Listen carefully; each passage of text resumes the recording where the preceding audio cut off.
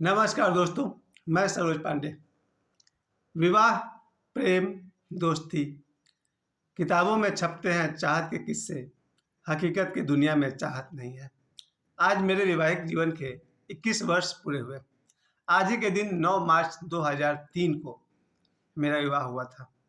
आज 21 वर्ष पूरे हुए मेरे विवाहित जीवन के।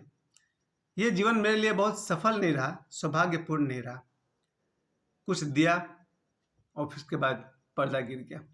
क्यों असफल हो गया मेरा वैवाहिक जीवन, इस पर मैं आज आप सभी को अपने कुछ कमियां बताऊंगा। अगर वो कमी आप सब समझ जाएं तो आपका अपना जीवन सुधर सकता है। जो भी नौजवान या नवयुवती विवाह करना चाहते हैं, विवाह के सपने सजाते हैं, उन्हें कुछ तैयारी करनी चाहिए, और जो तैयारी नहीं करते हैं उनका वैवाहिक जीवन असफल हो जाता है। आज का वीडियो बहुत आप सभी के लिए है, जो जो लोग विवाहित हैं उनके लिए भी, और जो विवाह करना चाहते हैं उनके लिए भी। मेरे नज़र में विवाह कोई ईश्वरीय घटना नहीं है, गॉड क्रिएटेड इवेंट नहीं है। मेरी दृष्टि में विवाह एक ईश्वरीय व्यवस्था नहीं है, सामाजिक और पारिवारिक व्यवस्था है। ईश्वरीय व्यवस्था होता है प्रेम, हालांकि वो भी मानसिक होता है, फिर भी थोड़ा बहुत इसमें ईश्वर का हाथ होता है। लेकिन विवाह पूरा का पूरा समाज और परिवार का एक देन है, और बहुत ही सुंदर देन है। लगभग ईश्वर तक पहुंचा दे विवाह ऐसा हो सकता है। मेरा वैवाहिक जीवन असफल क्यों हुआ? पहली बात, कोई भी लड़का, मैं अपनी बात कर रहा हूँ, विवाह वही करे जिसके पास या तो कोई सरकारी नौकरी हो, या एक बढ़िया प्राइवेट नौकरी हो, या कोई कमाने की उचित व्यवस्था हो। जिनकी आमदनी 10,000 से कम हो, मेरे नज़र में तो विवाह की वो हिम्मत न करें, क्योंकि विवाह करके किसी को जीवन में लाकर दुख देना बहुत बड़ा पाप होगा। यही गलती मेरी पहली गलती है।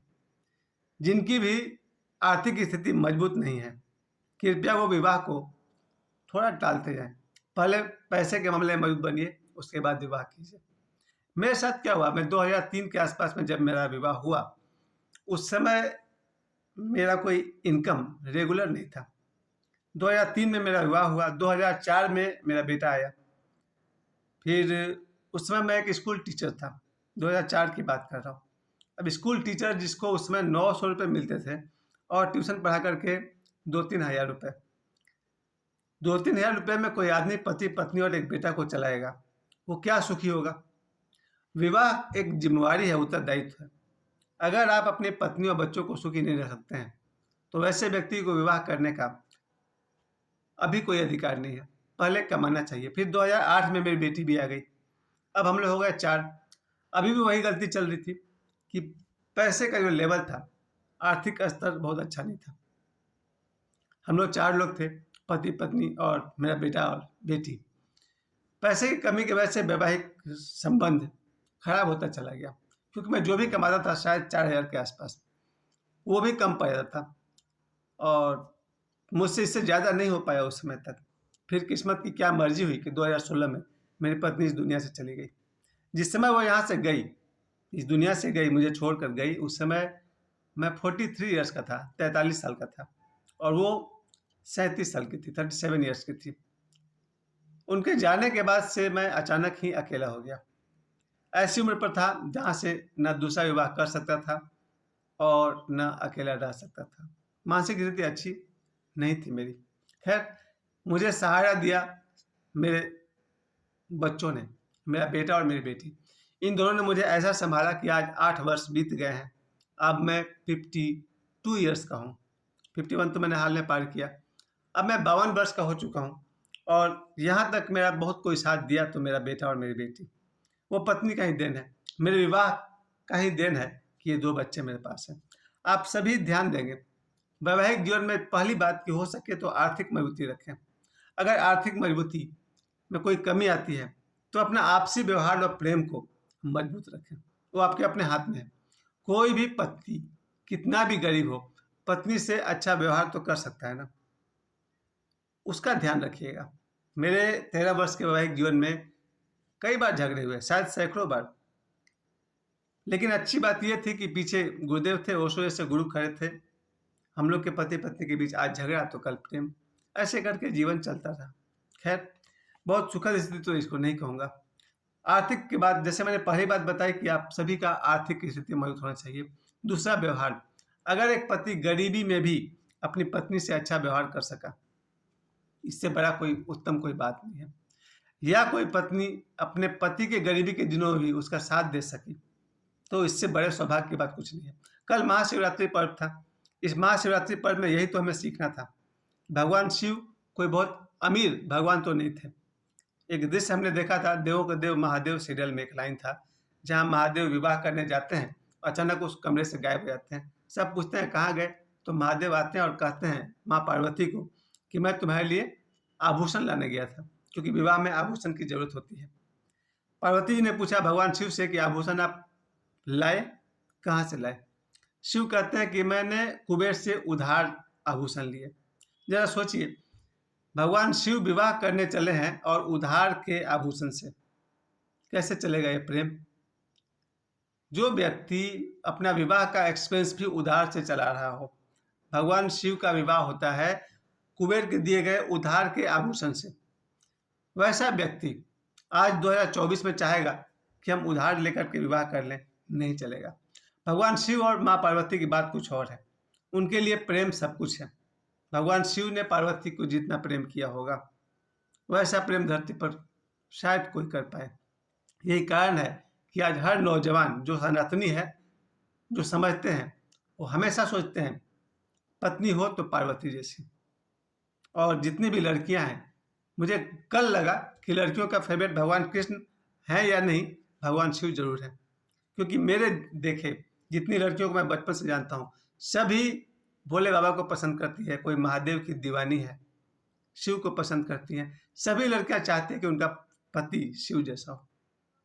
मैं भी कहता हूँ शिव जैसा प्रेम करने वाला पति कोई भी नहीं है। भगवान राम के कथा में आता है, जहाँ माता सीता को कष्ट हुआ एक दो बार, जिसकी वजह से लड़कियां शायद ही भगवान राम को पति के रूप में पाना चाहेंगी।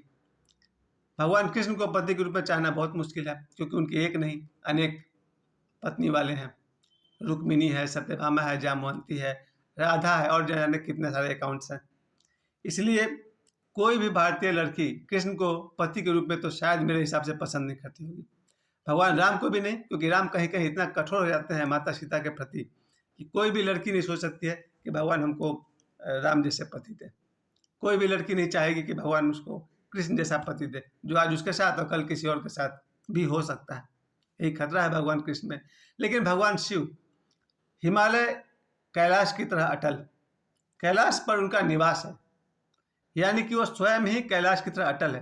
भगवान शिव ने एक पार्वती के सिवा और किसी के बारे में न सोचा, न किसी और से विवाह किया, न किसी और से प्रेम किया। ऐसा अटल कैलाश पर्वत की तरह दृढ़ निश्चय वाले भगवान शिव, सभी लड़कियां उनको अपने आदर्श पति के रूप में मांगती हैं कि भगवान पति हो तो शिव जैसा। क्योंकि पार्वती बार बार मरती हैं, जन्म लेती है और फिर उन्हीं शिव से विवाह करती है। कुछ तो बात रही होगी, जो एक अमीर घर की लड़की राजकुमारी पार्वती शिव से विवाह कर रही है, जो शिव पहले से उनकी पत्नी मर चुकी है। यानी वो जीवन का सेकंड मैरिज होता, फिर भी पार्वती ने वो सब नहीं देखा। पार्वती का जो शिव से प्रेम है, अमर प्रेम है। खैर, मैं वापस आता हूँ अपने विवाह को लेकर के।